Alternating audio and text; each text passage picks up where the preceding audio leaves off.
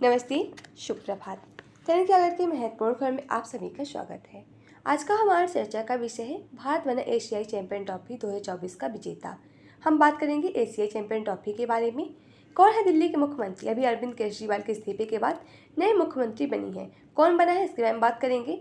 साथ ही हम बात करेंगे क्या है पेजर। अभी एक शब्द आया है पेजर, जिसके कल इमरान में इसके घायल होने से इसके धमाके से 8 लोगों की जान चली गई है। साथ ही कुछ अन्य महत्वपूर्ण खबरों के बारे में बात करेंगे जो आपके परीक्षा के पॉइंट ऑफ व्यू से काफ़ी इंपॉर्टेंट है और आपके करंट अफेयर से काफ़ी इंपॉर्टेंट होगी। और आपको एक PYQ यानी प्रीवियस ईयर क्वेश्चन मिलेगा UPSC का, जिसका आंसर आप लोग को कमेंट बॉक्स के माध्यम से बताना है। याद रखिएगा, दैनिक जागरण का राष्ट्रीय संस्कृत, इसमें आप लोग को एक खबर मिलेंगी जो आपके परीक्षा के पॉइंट ऑफ व्यू से इंपॉर्टेंट है। आशा करती हूँ कि आप लोग को यह खबर अच्छी लगे। धन्यवाद। तो आइए शुरुआत करते हैं आज की इंपॉर्टेंट खबरों के बारे में। हॉकी में 5वीं बार एशियाई का सरताज बना भारत। हाल ही में भारत ने एशियाई चैंपियन ट्रॉफी 2024 का खिताब जीत लिया है। बता दें कि फाइनल में भारत ने मेजबान चीन को 0-0 से हराया है। गौरतलब है कि भारत 5वीं बार एशियाई चैंपियन ट्रॉफी का विजेता रहा। इससे पहले वर्ष 2011, वर्ष 2016, वर्ष 2018 और वर्ष 2023 में एशियाई चैंपियन ट्रॉफी का खिताब जीता था भारत ने। इस फाइनल में युवराज सिंह ने 50वें मिनट में विजयी गोल किया। आइए जानते हैं एशियाई ट्रॉफी 2024 के बारे में। यह पुरुष एशियाई चैंपियन ट्रॉफी का 8वां संस्करण है। इस हॉकी टूर्नामेंट में 6 सर्वश्रेष्ठ एशियाई राष्ट्रीय टीमों का हिस्सा लिया था। इसका आयोजन 8 से 17 सितंबर 2024 तक चीन में हुआ था। भारत, पाकिस्तान, मलेशिया, जापान, दक्षिण कोरिया और चीन इस टूर्नामेंट में भाग लिए थे। इसमें विजेता भारत, उप विजेता चीन और देखेंगे तीसरे स्थान पर पाकिस्तान रहा। इस टूर्नामेंट में भारत का सर्वाधिक 7 गोल कप्तान हरमनप्रीत सिंह ने किया है। आइए जानते हैं एशियन चैंपियन ट्रॉफी के बारे में। इसकी शुरुआत वर्ष 2011 से हुई, जिसका आयोजन एशिया हॉकी महासंघ के द्वारा किया जाता है। इसमें एक हॉकी सत्र में एशिया की 6 शीर्ष फील्ड हॉकी टीम इस प्रतिस्पर्धा करती हैं। दूसरी जो हमारी खबर देखें कि वो दिल्ली की जो अभी नई मुख्यमंत्री के रूप में चुनी गई हैं, आम आदमी पार्टी की नेता अतिशी बनी है दिल्ली की नई मुख्यमंत्री की। अभी हाल ही में अतिशी मरलेना का नया दिल्ली की नए मुख्यमंत्री के रूप में प्रस्तावित किया गया था। अब उन्हें दिल्ली का मुख्यमंत्री घोषित कर दिया है। बता दें कि यह फैसला निवर्तमान मुख्यमंत्री अरविंद केजरीवाल के इस्तीफे के पेशकश के बाद लिया गया है। दरअसल शराब नीति घोटाले के अंतर्गत मुख्यमंत्री अरविंद केजरीवाल को गिरफ्तार किया गया था। बेल पर रिहा होने के पश्चात अरविंद केजरीवाल ने इस्तीफे की पेशकश की और नए मुख्यमंत्री का नाम ऐलान किया था, जिसमें कई अन्य लोगों का भी नाम लिया गया था, लेकिन देखेंगे कि अतिशी मरलेना को नया मुख्यमंत्री बनाया गया। अगर हम बात करें थोड़ी सी अतिशी के बारे में, अतिशी एक भारतीय राजनीतिक कार्यकर्ता और दिल्ली के कार्यकारी विधायक हैं। वे आम आदमी पार्टी के नेता और वर्तमान में दिल्ली शिक्षा में देखेंगे PWD, संस्कृति और पर्यटन मंत्री के रूप में कार्यरत थी।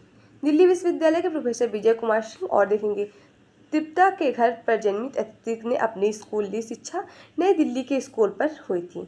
आप लोग कमेंट बॉक्स के माध्यम से बताइएगा कि मुख्यमंत्री राज्यपाल किस अनुच्छेद के द्वारा मुख्यमंत्री की नियुक्ति करता है, जिसे आप लोग कमेंट बॉक्स के माध्यम से जरूर बताइए।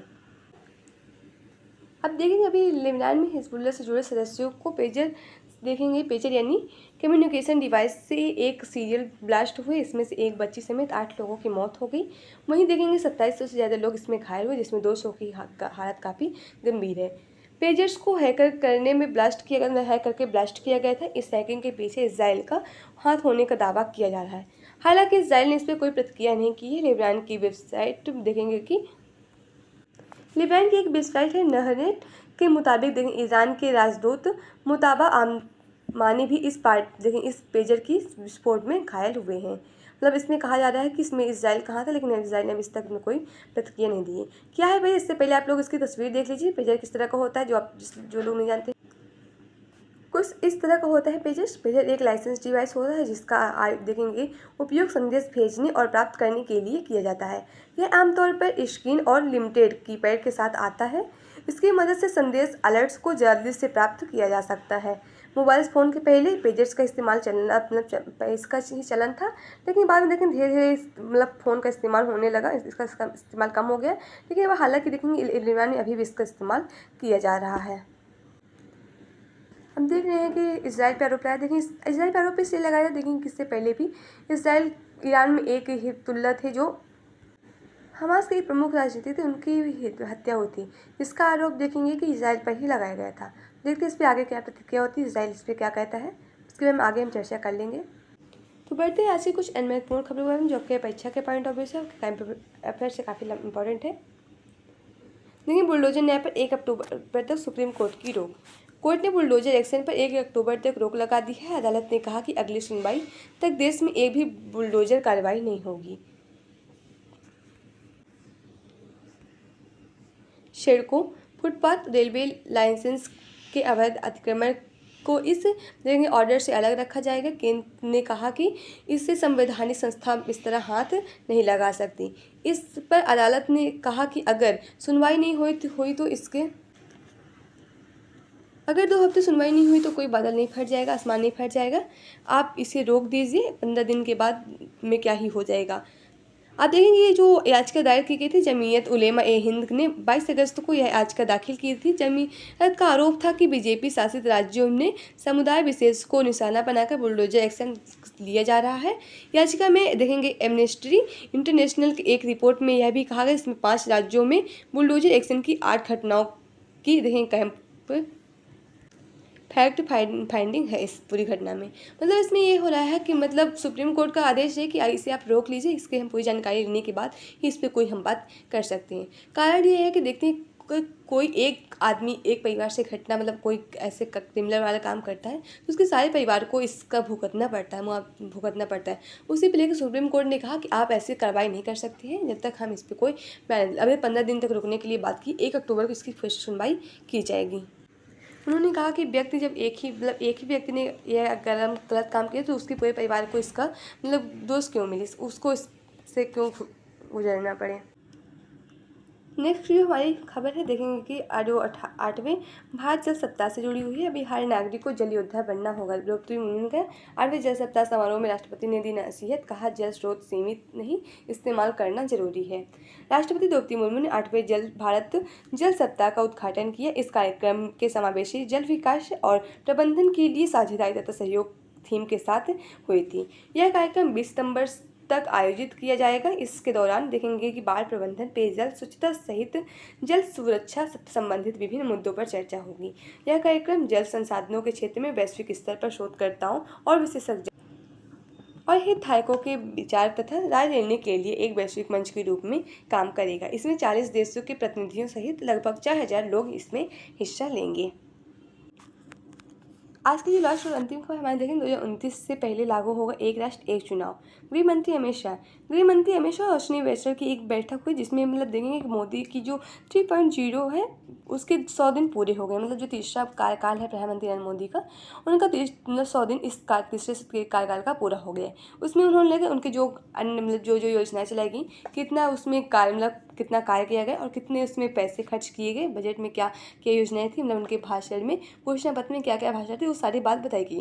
क्या क्या उनकी उपलब्धि रही। गृहमंत्री ने मोदी सरकार के तीसरे कार्यकाल के 100 दिन की उपलब्धियां गिनाई।